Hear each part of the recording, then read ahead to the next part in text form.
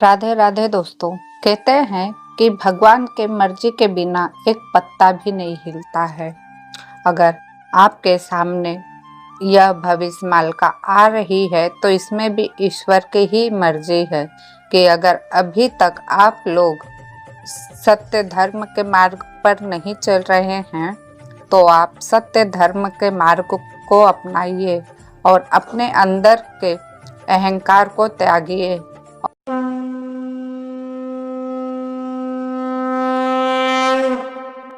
ईश्वर की शरण में आइए।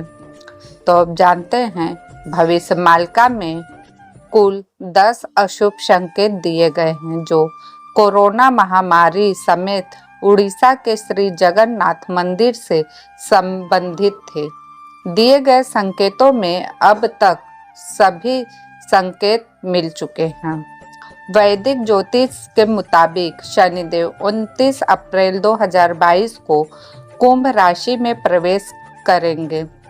फिर 12 जुलाई 2022 को मकर राशि में दोबारा से प्रवेश कर जाएंगे। यानी दुनिया में इन 2.5 महीनों में तीसरे विश्व युद्ध की नींव पड़ जाएगी।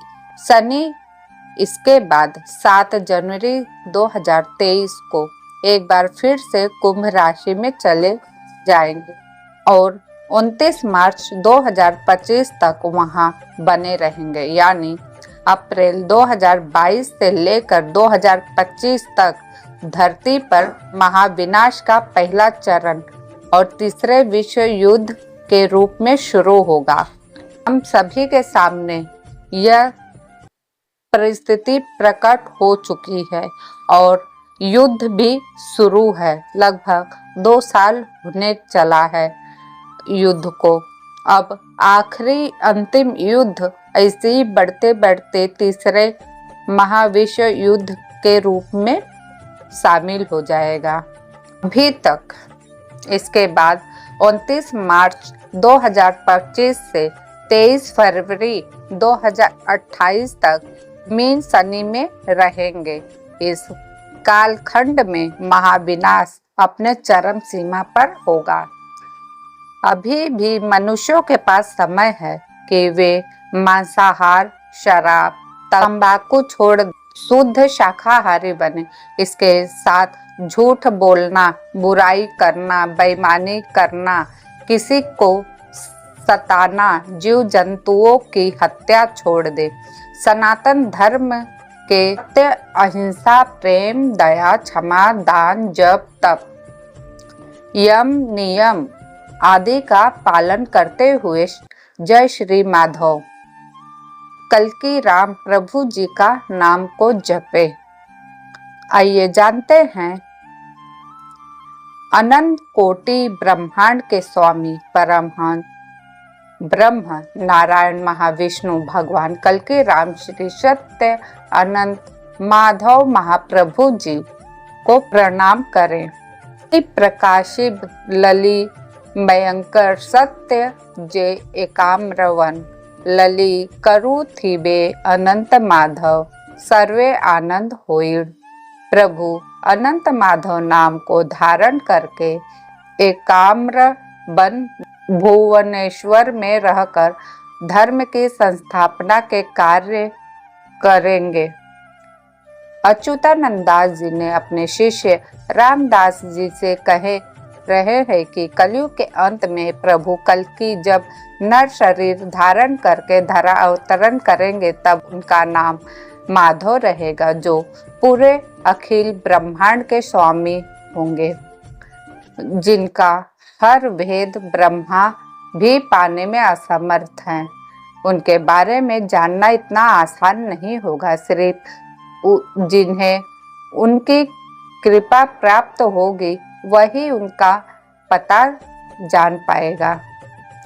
गर्व, अहंकार या कोई व्यक्तिगत रंजिश के कारण प्रभु के अस्तित्व पर सवाल उठा रहे हैं और भक्तों की निंदा कर रहे हैं, उन्हें प्रभु जी के सामने आगे इनके लिए उत्तरदायी रहना पड़ेगा। प्रभु जी के सामने वे लोग को उपस्थित किया जाएगा। उन लोगों का कोई भी जोर नहीं चलेगा। उनका विचार प्रभु जी करेंगे। मैं संसार में आकर चोर के तरह ही सारे पृथ्वी पर भ्रमण करूंगा, जैसे मैं द्वापर युग में किया था। लेकिन कलयुग के पापी मनुष्य मुझे देखकर भी शक करेंगे और पहचान नहीं पाएंगे, निंदा भी करेंगे और कहेंगे, क्या यही वह प्रभु है?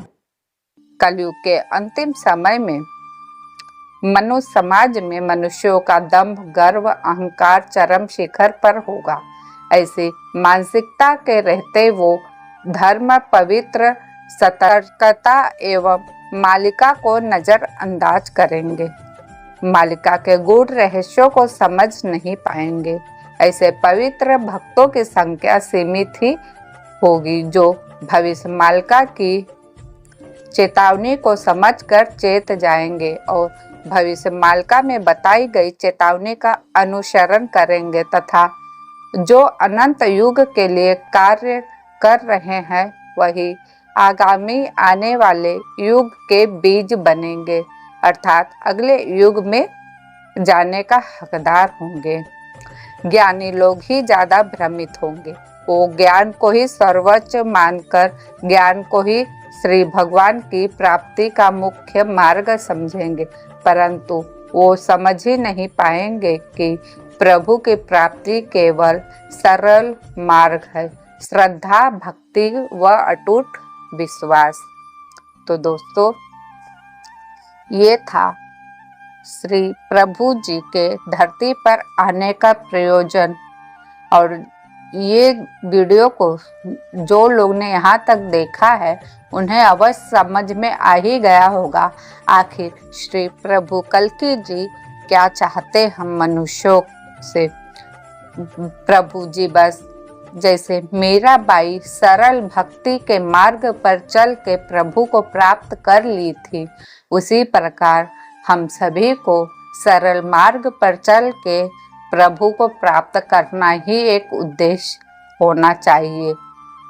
तो दोस्तों, अगर यह वीडियो आप लोगों को पूरी तरह से ज्ञान युक्त की है तो हमारे चैनल को सब्सक्राइब कीजिएगा, बेल आइकन अवश्य दबाइएगा ताकि ऐसे ही महाप्रभु कल्कि जी की वीडियो देखने का सौभाग्य प्राप्त हो सके। और लाइक शेयर अवश्य कीजिएगा। फिर मिलती हूँ नई वीडियो के साथ, नई जानकारी के साथ। तब तक के लिए धन्यवाद। जय श्री कृष्णा, जय जगन्नाथ।